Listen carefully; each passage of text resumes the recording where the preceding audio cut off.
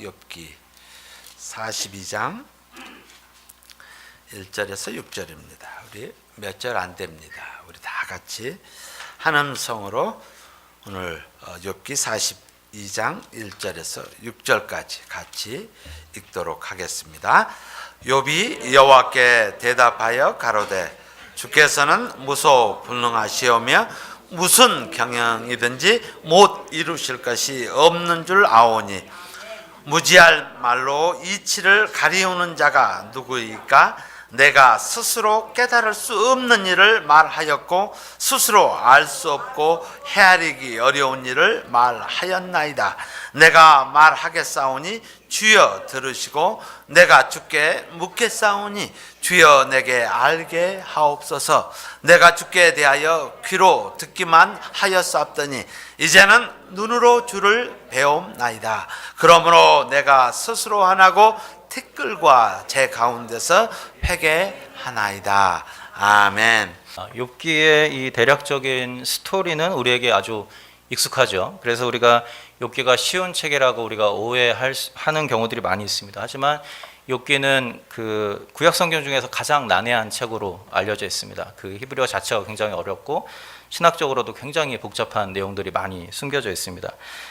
그래서 우리가 욥기를 잘 제대로 연구하지 않으면 이 욥기를 엉뚱하게 우리가 사용하거나 해석하게 될 가능성들이 많이 있습니다. 그 중에 대표적인 것이 있어요. 욥기의 두 구절, 우리가 잘못 이해해서 잘못 사용하는 욥기의 두 구절, 대표적인 두 구절이 있습니다. 하나는 보통 교회 개업 예배 때 액자에 많이 적어주는 구절입니다. 뭘까요? 네. 너무 잘하세요? 내 시작은 미약하였으나 내 나중은 창대하리라, 이렇게 있습니다. 굉장히 좋아 보이는 구절이긴 하지만 사실 이 구절을 하나님이 그 사업장을 축복해 주실 것을 약속하는 구절로 사용하기는 부적절합니다. 왜냐하면 이 말은 욥이 한 말도 아니고 하나님이 한 말도 아니고 욥의 친구 중에 하나인 수앗 사람 빌닷이라는 사람이 한 말입니다. 물론 누가 말했으면 어때요, 그죠? 좋은 말이면 되죠. 그렇게 생각할 수 있지만 문제는 뭐냐면 하나님이 욥기 맨 마지막에 보면 하나님이 욥의 친구들이 한 모든 말들을 결국 책망하십니다. 뭐라고 욥기 42장 7절에 보면 욥과 그의 친구들의 대화를 다 들으신 다음에 하나님이 이렇게 말씀하세요.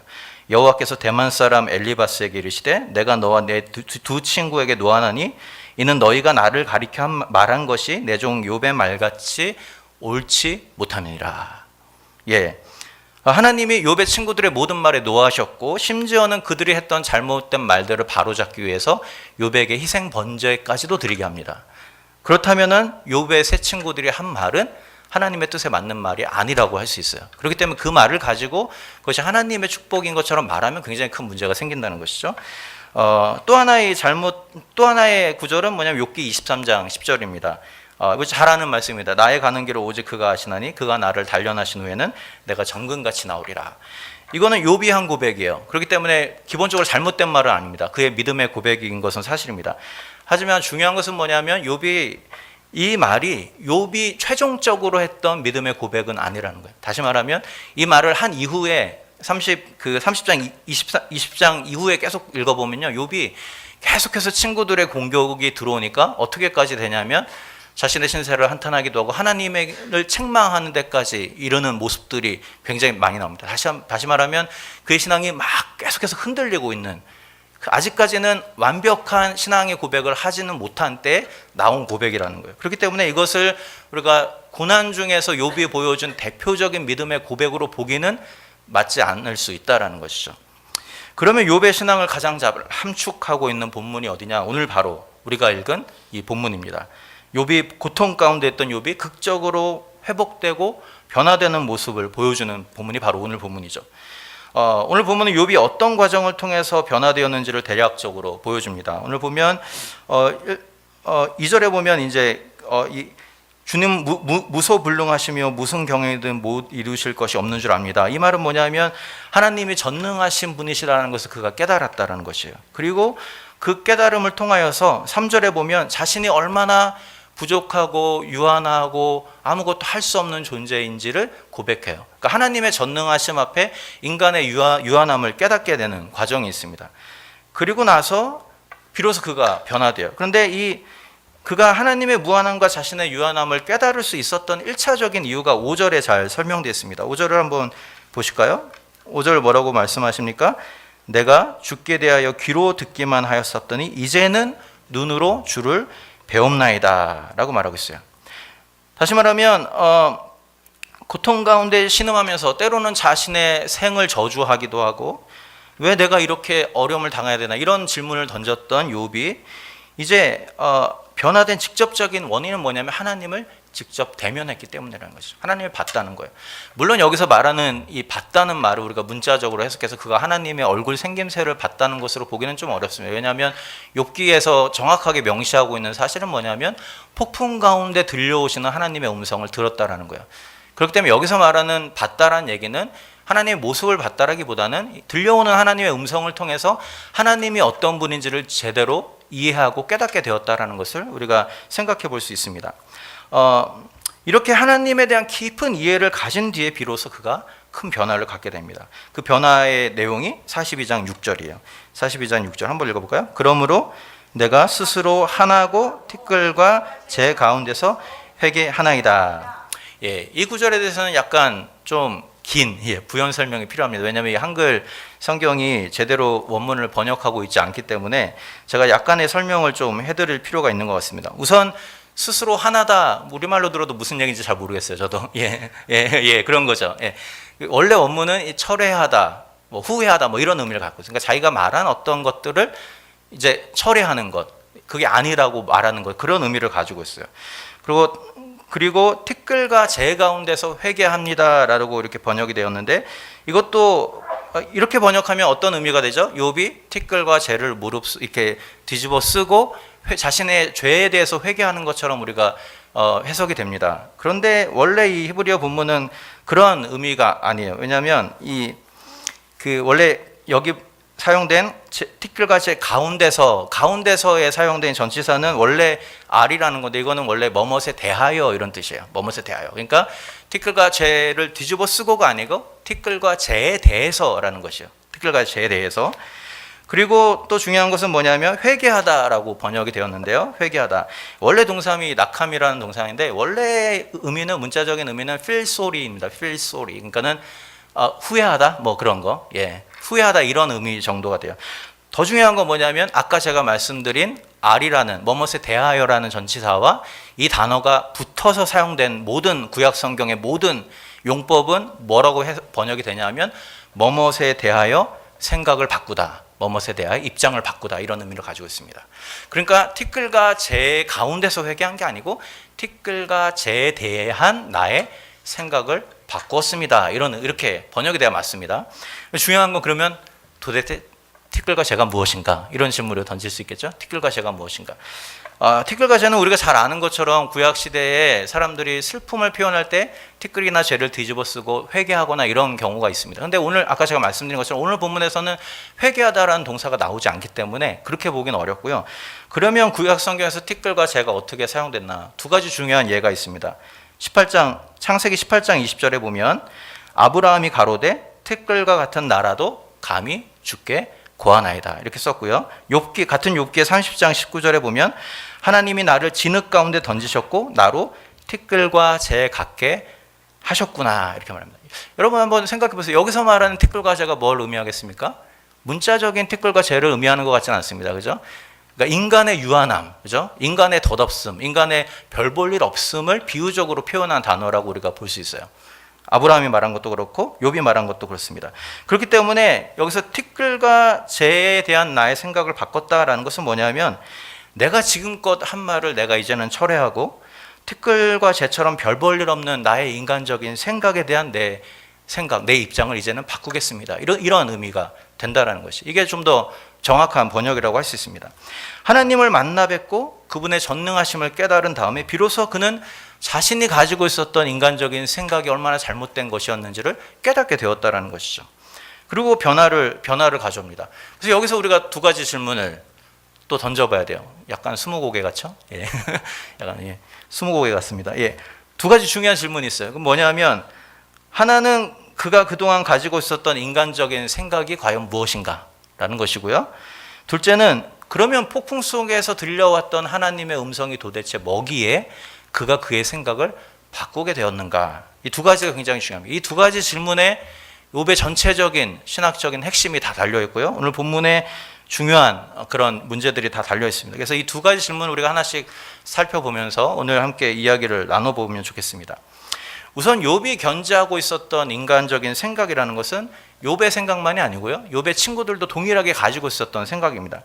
그 하나의 세계관, 그들의 세계관인데 그것을 우리에게 익숙한 한마디로 표현하면 인과응보라는 단어로 표현할 수 있습니다. 잘 아시죠? 선한 일을 하면 상을 받고 악한 일을 하면 벌을 받는다라는 생각이에요. 한국인들에게 강하지만 한국인들에게만 있는 생각은 아니고 유대인들을 비롯하여서 많은 문화에 보편적으로 있는 생각이에요. 특히 욥기를 읽어보면 욥과 그 친구들의 대화를 쭉 살펴보면요, 그들의 생각은 이러한 사고에 아주 철저하게 갇혀 있다는 것을 우리가 보게 됩니다. 자, 욥의 문제가 무엇입니까? 내가 왜 고난을 당해야 되는지 그것을 이해할 수 없는 게 욥의 가장 큰 문제였어요. 하늘에서 하나님과 사단 사이에 무슨 일이 일어났는지 욥은 알 수가 없어요. 끝까지 몰라요. 우리는 알죠. 읽는 독자들은 압니다. 무슨 일이 일어났죠? 하나님이 욥의 그 의로움에 대해서 칭찬하니까 사탄이 나와가지고 하나님 욥이 아무 이유 없이 하나님 의롭게 살겠어요? 하나님이 거기다가 자녀도 줬고 재물도 줬고 부자로 살게 했으니까 하나님 의롭게 사는 거 아닙니까? 그걸 다 가져가 보세요. 하나님은 아마 저주하고 원망할 거예요. 그렇게 하는 거죠. 그리고 나서 하나님의 허락하에 정말로 욥에 가지고 있었던 모든 것이 박탈당하고 빼앗기는 상황이 오게 됩니다. 결국 이것을 통해서 우리가 한 가지 알게 되는 것은 뭐냐면 사탄이 가지고 있는 생각도 똑같은 생각이에요. 그죠? 인과응보. 이유가 있으니까 하나님을 섬긴다는 거예요. 많은 것을 받았으니까 의로운 척하면서 하나님을 섬긴다는 거예요. 가져가면 안 할 것이다 라고 생각하는 거예요. 그래서 그것을 증명하려고 했던 것이 사탄의 계획이었어요. 근데 이런 사실을 욥은 알지 못하기 때문에 욥은 알지 못하는 상황에서 내가 왜 고난을 받아야 되는지 그 이유를 계속해서 질문을 던집니다. 그러나 도무지 이해할 수가 없어요. 왜 그렇습니까? 자기가 가지고 있는 이 인과응보의 세계관으로는 설명이 안 되는 거예요. 왜냐하면 그 고난은 하늘에서 온 거기 때문에 자기가 생각하는 어떤 인간적인 관점으로는 설명할 방법이 없는 거죠.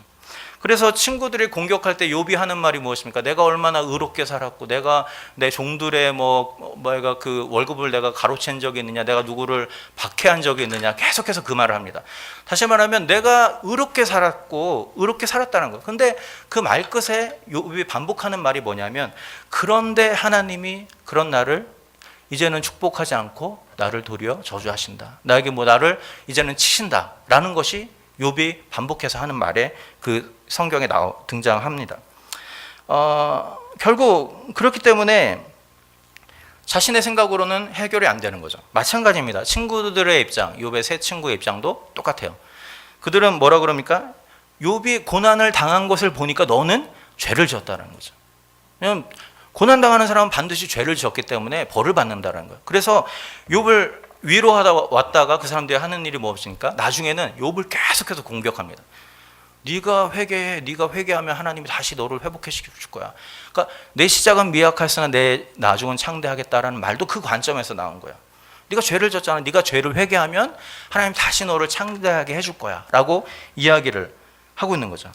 그러니까 자기들이 생각하고 있는 그 그림을, 하나님에 대한 세계관을 가지고 하나님을 이해하려고 노력을 합니다. 그러나 결국 그들의 생각은 잘못됐어요. 왜 그렇습니까? 욥은 죄 때문에 고난을 당하는 것이 아니기 때문에. 그러니까 결국 욥과 이 욥의 친구들의 대화는 끝이 안 나요. 끝까지 끝이 납니다. 계속 싸우다가 결국에는 아무도 더 이상 할 말이 없는 지경에까지 이르게 되는 것을 우리가 본문을 통해서 보게 됩니다. 이런 모습을 가장 잘 표현해 주는 구절이 욥기 28장 12절에서 13절입니다. 여기 보면 이렇게 말씀해요. 그러나 지혜는 어디서 얻으며 명철의 곳은 어디인고 그 값을 사람이 알지 못하나니 사람 사는 땅에서 찾을 수 없구나.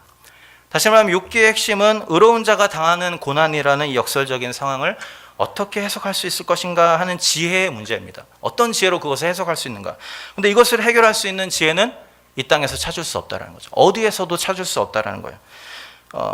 우리의 인간의 인과응보라는 어떤 제한된 세계관으로는 해석이 불가능하다는 것이죠. 그럼 무엇을 통해서 그것을 이해할 수 있게 되는가? 무엇이 이 역설적인 진리를 설명해 줄 수 있는가? 바로 하나님이 주시는 하나님의 계시밖에는 없다라는 거예요. 예. 하나님을 대면하여서 만난 욥이 하나님의 계시의 말씀을 듣고 나서야 비로소 자신이 무엇을 잘못 생각하고 있는지를 깨닫게 되고 자신의 생각의 틀을 깨게 되었다라는 것이죠.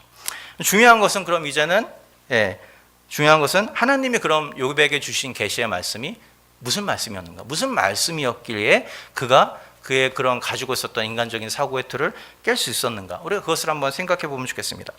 하나님이 폭풍 중에서 보여주신 말씀은 38장에서 41장까지 아주 긴 지면에 걸쳐서 이어집니다. 근데 우리가 다 볼 수는 없고요. 핵심이 되는 부분만 간략하게 살펴보면 좋겠습니다. 이 부분은 특히 이게 크게 두 부분으로 나눌 수 있어요. 38장에서 9장과 그리고 40장에서 41장 이렇게 두 부분으로 나뉩니다. 첫 번째 부분인 이 38장에서 39장까지는 이 피조 세계를 지으신 하나님이 어떻게 자기가 지으신 이 피조 전체 세계를, 우주를, 또 이 땅을 다스리고 돌보고 계신가에 대한 내용들을 담고 있습니다. 여기 보면 하나님이 계속해서 욥에게 질문을 던지세요. 근데 그 질문은 욥이 결코 예스라고 답할 수 없는 질문들을 계속해서 반복해서 던지십니다. 뭐 이런 질문들이에요. 네가 하늘의 기초가 세워질 때 네가 그것을 보았느냐? 이런 질문이고요.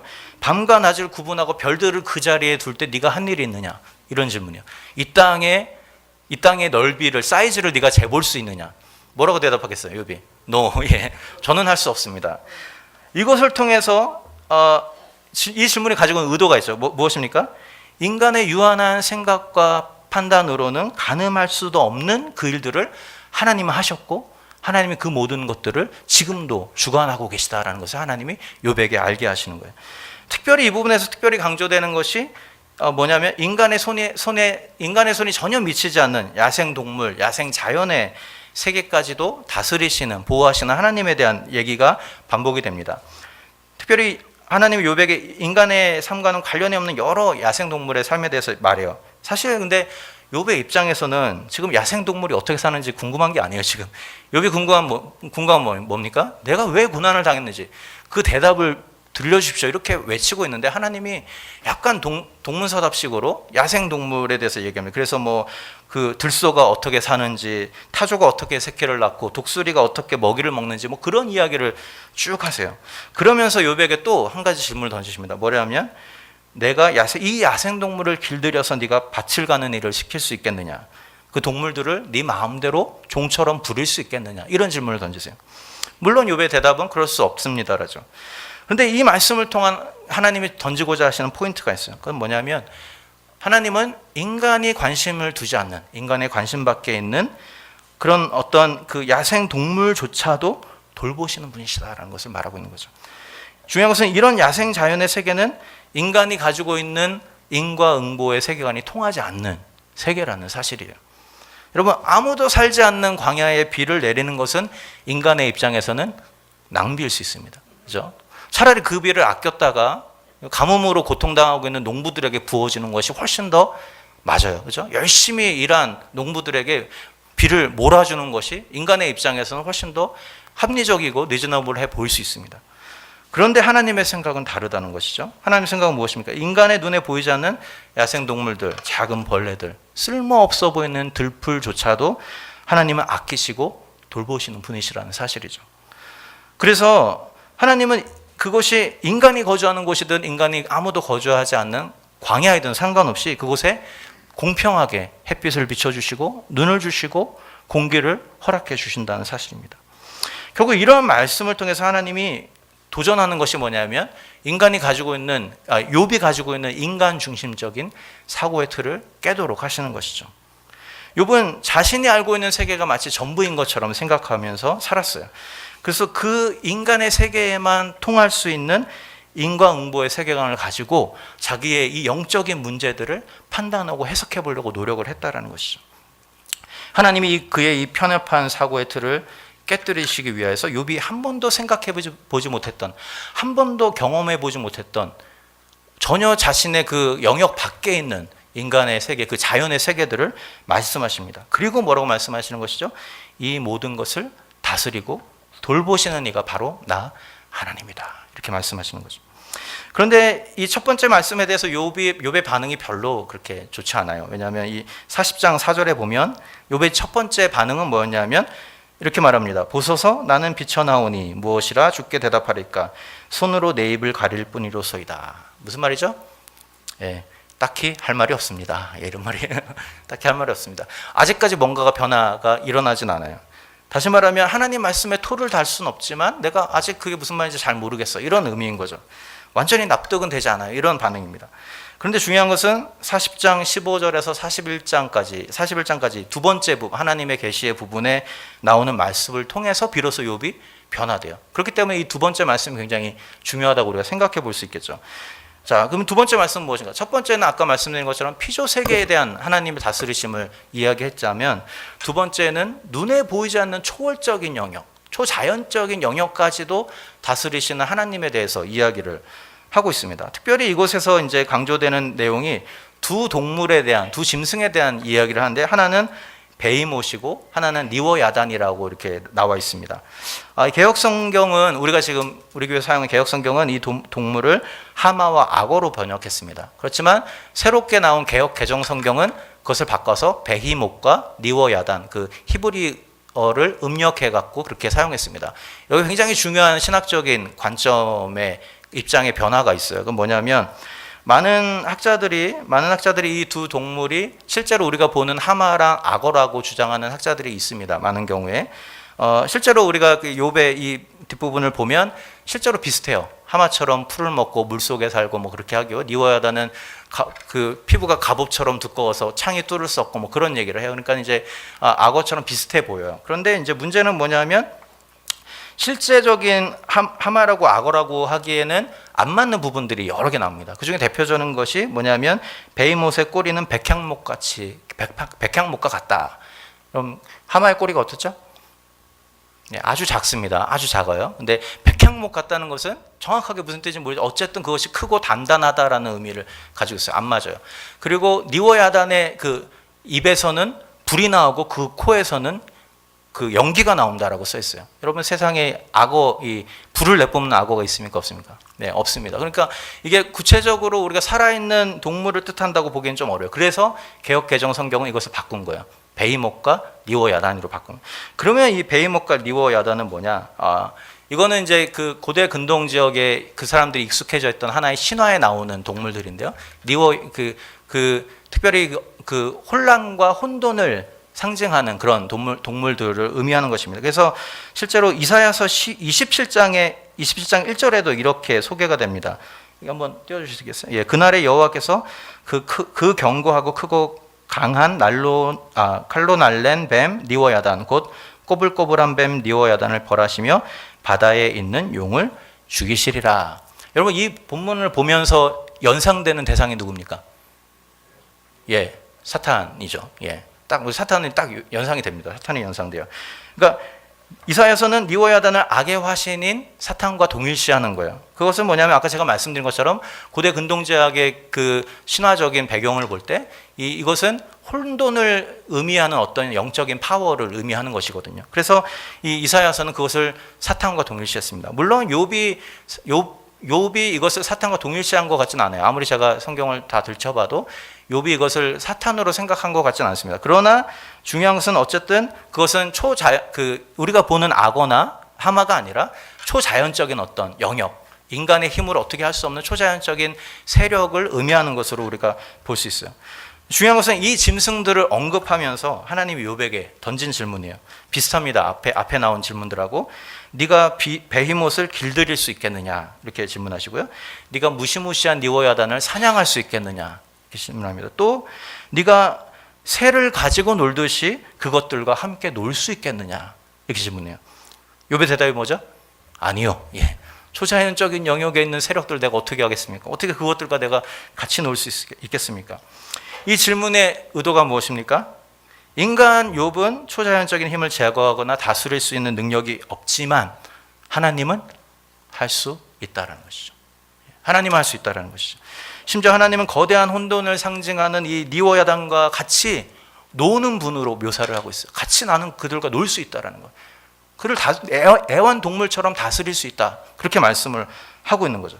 다시 말하면 이 세상에 혼돈과 무질서가 존재한다 할지라도 그것을 통해서 최종적인 질서를 유지해 가는 것은 바로 나 하나님이다 라고 말씀하고 있는 것이죠.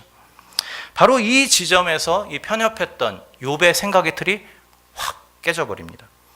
욥은 자신이 당해왔던 이 억울한 이해할 수 없는 고난을 이 땅의 관점에서만 생각을 했어요. 그러니까 생각하면 할수록 해답을 찾기보다는 억울하다는 생각이 드는 거죠. 억울하다는 생각이 드는 거예요. 하나님이 왜 나에게 이런 고난을 주시는가? 나만큼 열심히 산 사람이 어디 있다고? 왜 나에게 이런 어려움을 주시는가? 왜 나를 짓밟히게 내버려 두시는가? 여러분 살아오면서 한 번쯤 이런 질문을 던져보셨으리라고 생각이 됩니다. 그죠? 저도 우리 집안의 그 어려운 경제적인 사정으로 인해서 아주 수년간 정말로 힘든 일들을 겪으면서 제가 수없이 던졌던 질문이요. 왜 믿음으로 사는 가정인데 왜 하나님 이런 어려움을 주시나요? 왜 한 번도 악하게 살지 않았던 부모님인데 왜 이런 문제가 우리 가운데 해결되지 않고 남아있나요? 이런 질문을 많이 던지게 됩니다. 여러분, 근데 이 질문에 대한 하나님의 대답은 사실 우리가 기대한 것과는 좀 달랐어요. 하나님 이것에 대해서 인과관계로 설명하지 않습니다. 그렇죠? 네가 지은 죄가 많아서 너에게 벌 주는 것이다. 이렇게 말씀하지 않으셨어요. 또 반면에 이렇게 말씀하지도 않았어요. 조금만 기다려봐라. 네 문제가 해결될 거다. 이렇게 말씀하지도 않으셨어요. 예. 네, 얼마나 좋아요. 그렇게 말씀해 주시면. 그렇게 말씀하지도 않으셨어요. 뭐라고 말씀하셨습니까? 하나님이 욥에게 보여주신 것은 창조 세계뿐만 아니라 우리 눈으로 볼 수 없는 초자연적인 세계까지도 다스리고 주관하시는 하나님의 놀라운 능력에 대해서 그냥 보여주시고 말씀해 주셨다는 것이죠. 인간이 가지고 있는 인과응보의 사고는 인간의 사회에서나 통용될 뿐입니다. 그 경계를 넘어서는 순간 이 사고는 설 자리를 잃게 돼요. 왜 그렇습니까? 초자연적인 세계 속에서는 우리가 생각하는 것처럼 A가 있으니까 B가 일어나고 C가 있으니까 D가 일어나고 이렇게 일어나는 것이 아니라는 거예요. 우리가 이해할 수 없는 일들이 많이 일어나게 된다는 것이죠.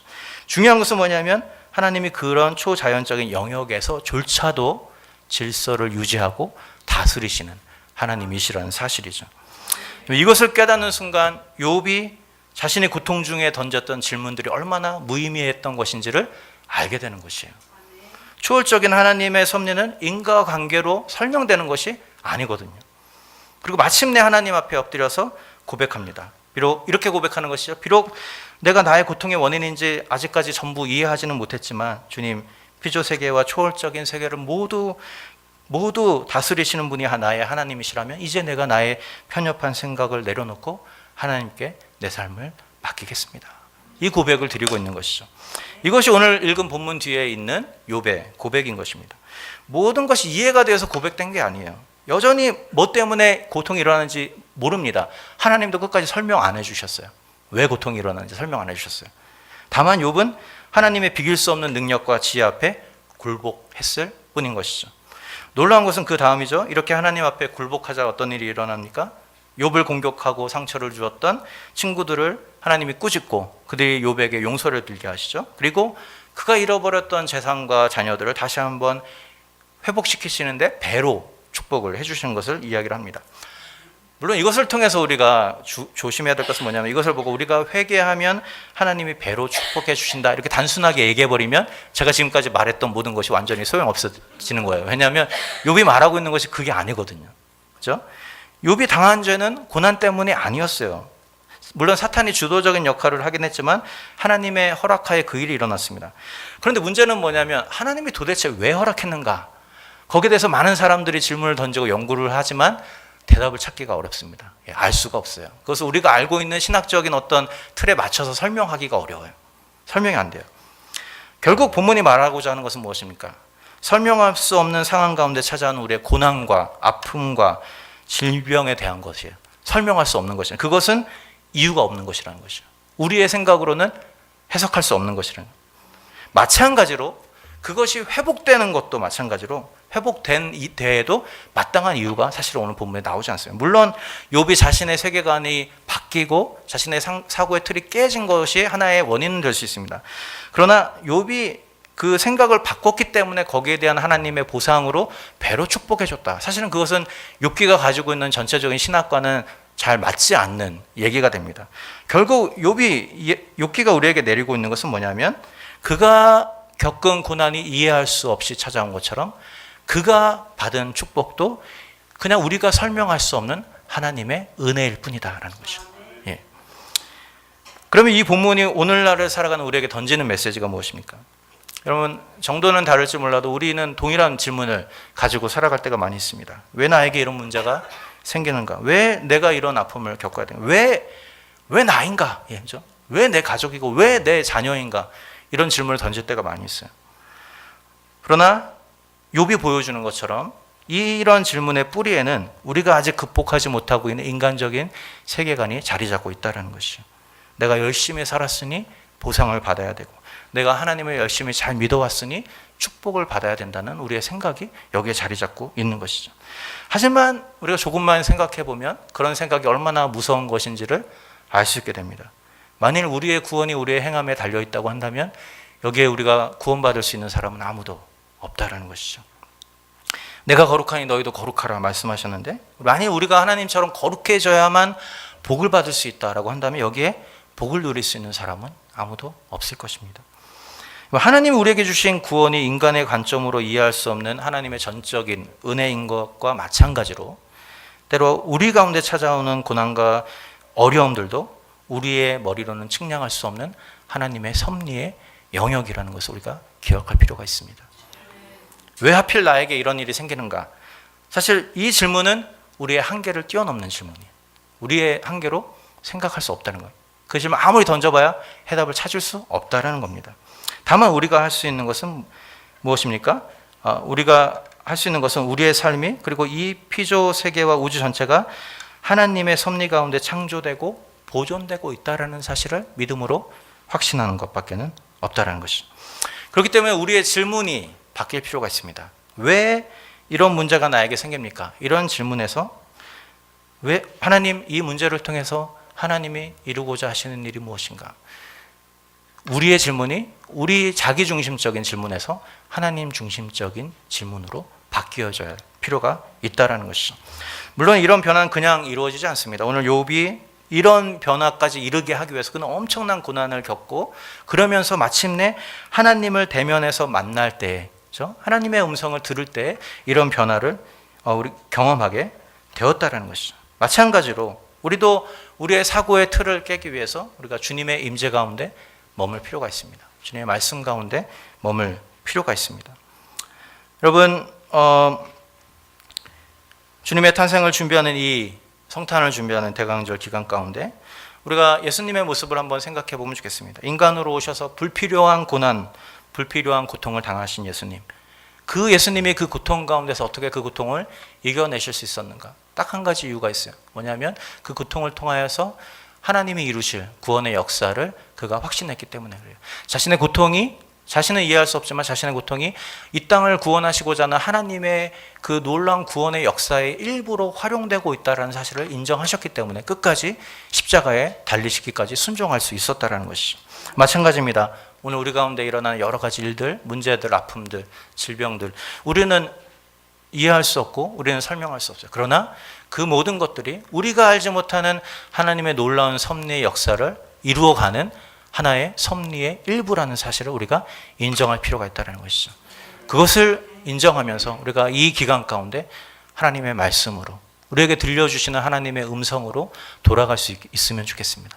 이 대강절 기간 가운데 다시 본질적인 우리의 이 신앙의 본질을 회복함으로 말미암아 주님을 만나고 주님을 경험함으로 말미암아 우리의 사고의 틀을 깨뜨리고 우리 가운데 역사하시는 초월적인 하나님의 능력을 경험할 수 있는 저와 여러분들 될 수 있기를 주님으로 부탁을 드립니다. 함께 기도하겠습니다.